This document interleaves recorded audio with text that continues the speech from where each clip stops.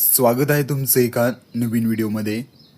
जर तुम्ही या चॅनलवरती नवीन असाल तर चॅनलला सबस्क्राईब करा आणि असेच नवनवीन व्हिडिओ पाहण्यासाठी या चॅनलला सबस्क्राईब करा. संगीता आणि अमोल यांचा संसार खूप आनंदात चालला होता. अमोलच्या आई वडील, लहान भाऊ आणि अमोलची बहीण नंदा असे सर्वजण एकत्र राहत होते. संगीता घरातील प्रत्येकाची काळजी घ्यायची. सासूबाईंना वेळेवर औषध द्यायची, सासऱ्यांसाठी चहा बनवायची आणि सर्वांच्या आवडीचे जेवण तयार करायची. सुरुवातीला नंदाही तिच्याशी प्रेमाने वागत होती.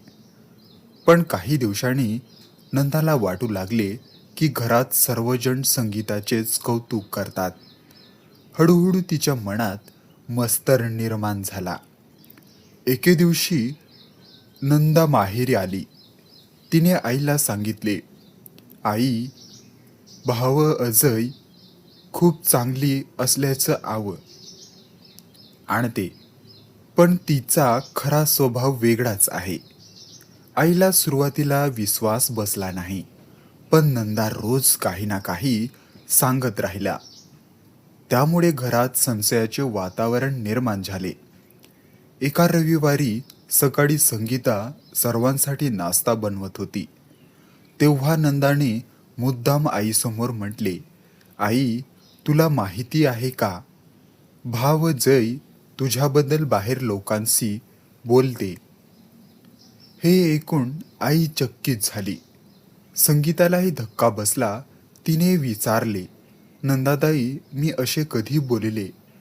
नंदा काहीही उत्तर न देता तिथून निघून गेली. पण त्या दिवसापासून घरातील वातावरण बदलायला सुरुवात झाली. नंदाच्या बोलण्यामुळे घरातील वातावरण दिवसेदिवस खराब होत होतं. सासूबाई संगीताशी आधीसारख्या मोकळेपणाने बोलत नव्हत्या. अमोललाही काहीतरी चूक असल्याची जाणीव होत होती, पण नेमकं काय घडत आहे हे त्याला समजत नव्हतं. एक दिवस नंदाने आणखी एक खोटा आरोप केला. तिने सासूबाईंना सांगितले, "आई, वहिनी म्हणते की या घरात तिची किंमत नाही. ती वेगळं राहण्याचा विचार करते." हे ऐकताच सासूबाई दुखावल्या गेल्या. त्यांनी संगीताला विचारलं, "खरंच तुला आमच्यापासून वेगळं राहायचं आहे का?" संगीता थक्क झाली. तिच्या डोळ्यात पाणी आलं. ती म्हणाली, "आई, मी असे कधीच म्हटलं नाही. मला हे घर माझ्या माहेरसारखं वाटतंय." पण नंदा इतका खात्रीने खोटं बोलत होती की काही काळासाठी सर्वांना तिच्यावर विश्वास बसला. काही दिवसांनी अमोलच्या वाढदिवसाचा कार्यक्रम होता. संगीताने खूप मेहनत घेऊन सर्व तयारी केली. पण नंदा मुद्दाम काही पाहुण्यांसमोर संगीताबद्दल चुकीच्या गोष्टी सांगितल्या. पाहुणे गेल्यावर घरात मोठा वाद झाला. अमोलही गोंधळला. त्याला समजत नव्हतं की सत्य कोणाचे आहे. त्या रात्री संगीता खूप रडली. तिने देवासमोर हात जोडत एकच प्रार्थना केली, "देवा, सत्य लवकर सर्वांसमोर येऊ दे." दरम्यान नंदाच्या सतत्यात हस्तक्षेपामुळे घरातील नाती तुटण्याच्या मार्गावर होती. पण नियतीने तिच्यासाठी वेगळाच धडा तयार करून ठेवला होता. संगीता दिवसेदिवस खचत चालली होती. तिने काहीही स्पष्टीकरण दिले तरी घरातील काही लोकांच्या मनात संशय निर्माण झाला होता. पण तिला खात्री होती की एक दिवस सत्य नक्की समोर येईल. एके दिवशी नंदा तिच्या मैत्रिणीशी फोनवर बोलत होती. तिला वाटलं घरात कोणीही नाही, पण अमोल ऑफिसमधून लवकर घरी आला होता आणि हॉलमध्येच बसला होता. फोनवर नंदा हसत म्हणाली, "मी अशी परिस्थिती निर्माण केली आहे की आता घरात सगळे वहिनीवर संशय घेतात. तिचं खूप कौतुक व्हायचं ना, म्हणून मी तिला धडा शिकवत आहे." हे शब्द अमोलच्या कानावर पडले आणि तो थक्क झाला. त्याने शांतपणे संपूर्ण संभाषण मोबाईलमध्ये रेकॉर्ड केले. त्याला विश्वास बसत नव्हता की स्वतःची बहीण एवढे मोठं खोटं बोलू शकते. त्या संध्याकाळी सर्व एकत्र बसले होते. अमोलने मोबाईल काढला आणि रेकॉर्डिंग सर्वांना ऐकवले. रेकॉर्डिंग संपताच घरात शांतता पसरली. सासूबाईच्या डोळ्यात अश्रू आले. त्यांनी संगीताकडे पाहिले. "बाळा, आम्ही तुझ्यावर संशय घेतला. आम्हाला माफ कर." संगीता रडतच त्याचा गळ्यात पडली. सासरेही म्हणाले, "सत्य कितीही लपवलं तरी एक दिवस समोर येतच." नंदा मात्र खाली मान घालून बसली होती. तिच्याकडे कोणतंच उत्तर नव्हतं. पण तिच्या चुकीची खरी शिक्षा अजून बाकी होती.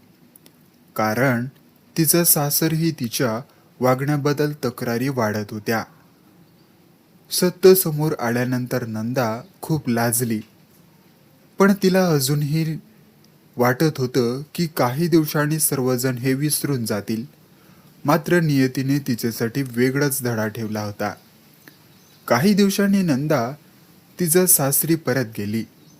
तेथेही तिच्या स्वभावामुळे अनेक अडचणी निर्माण झाल्या. ती शेजाऱ्यांच्या आणि नातेवाईकांच्या गोष्टींमध्ये विनाकारण हस्तक्षेप करत होती. त्यामुळे अनेक लोक तिच्यावर नाराज होत होते.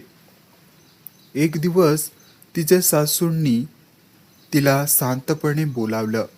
"नंदा, आम्ही तुला मुलीसारखं मानलं, पण तू सतत दुसऱ्यांच्या आयुष्यात हस्तक्षेप करतेस. त्यामुळे घरात आणि बाहेर दोन्हीकडे वाद निर्माण होतो." हे ऐकून नंदा गप्प बसली. त्याच आठवड्यात तिच्या एका चुकीमुळे तिच्या जवळच्या मैत्रिणीसोबत मोठा गैरसमज निर्माण झाला. मैत्रिणीने रागाने तिच्याशी बोलणं बंद केलं.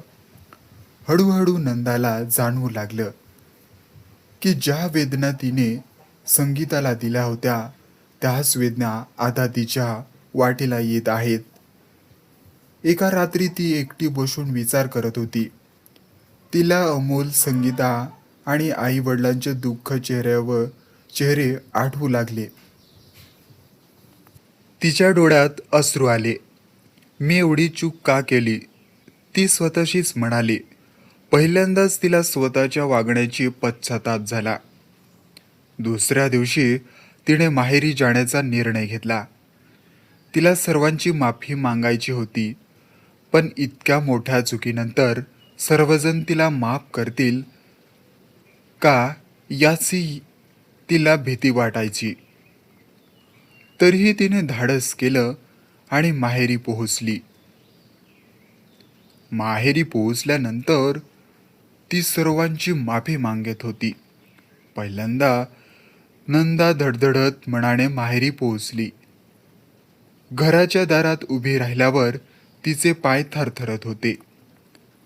आत जाण्याची हिंमत नव्हती. पण शेवटी तिने धाडस करून दार उघडले.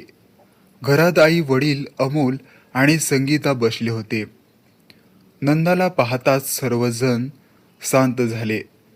नंदा हळूहळू पुढे आली. तिच्या डोळ्यातून अश्रू वाहत होते.